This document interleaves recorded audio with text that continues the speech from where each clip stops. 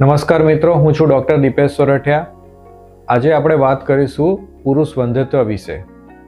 વંધ્યત્વ એટલે કોઈપણ દંપતી 1 વર્ષ માટે પ્રયત્ન કરતું હોય અને એમને પ્રેગ્નન્સી ન રહેતી હોય તો એવા કેસીસને આપણે વંધ્યત્વ કહેતા હોઈએ છીએ.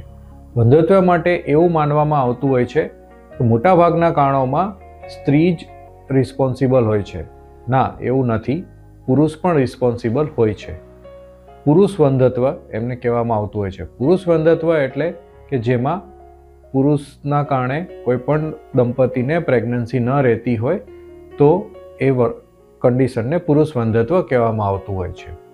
પુરુષ વંધ્યત્વના મુખ્ય કારણો જોવા જઈએ તો શુક્રાણુઓની કમી હોય, શુક્રાણુઓની ગતિ ઓછી હોય, શુક્રાણુઓ 0 હોય એટલે કે એઝોસ્પર્મિયા હોય, ઘણી વખત એમને કોઈ જીનેટિક પ્રોબ્લેમ હોય, કોઈ પણ કન્જેનાઇટલ પ્રોબ્લેમ હોય, અથવા તો એમને અમુક કન્ડિશન જેવી કે હાઇપોસ્પાડિયા, એપિસ્પાડિયા હોય કે અનડિસેન્ડેડ ટેસ્ટિસ હોય. આવી બધી જ કન્ડિશનો એમના માટે જવાબદાર રહેતી હોય છે.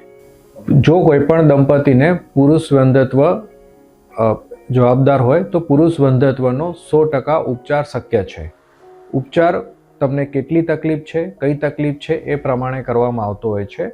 અમુક કેસીસમાં દવાઓથી બધું સફળ થઈ જતું હોય છે. અમુક કેસીસમાં સર્જિકલ ટ્રીટમેન્ટ જેવી કે ટેસ્ટિક્યુલર બાયોપ્સી, એપિડિડિમલ બાયોપ્સીની મદદથી પણ શુક્રાણુઓ મેળવી અને એમને પોતાનું બાળક મેળવી શકાતું હોય છે. આપ પણ વંધ્યત્વથી પીડાતા હો અને એમાં પુરુષ ફેક્ટર જવાબદાર હોય તો આજે જ નજીકના ફર્ટિલિટી સ્પેશિયાલિસ્ટનો કોન્ટેક્ટ કરો, જેથી તમે તમારું બાળક મેળવી શકો છો.